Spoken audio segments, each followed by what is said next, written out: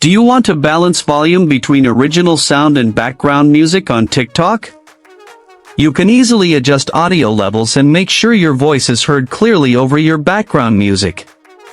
Before we begin, please like this video and subscribe to our channel. I've also included some helpful tools and apps in the description, so be sure to check them out. To balance volume between original sound and background music on TikTok. First, open the TikTok app on your mobile device. Once you are on TikTok, log into your account if you have not already. Tap the plus icon at the bottom of the screen to start a new post. Record a new video or tap upload to select a video clip from your gallery. Tap add sound at the top of the screen to choose a background music track for your video. Once your sound is added, tap the volume icon on the bottom of the screen.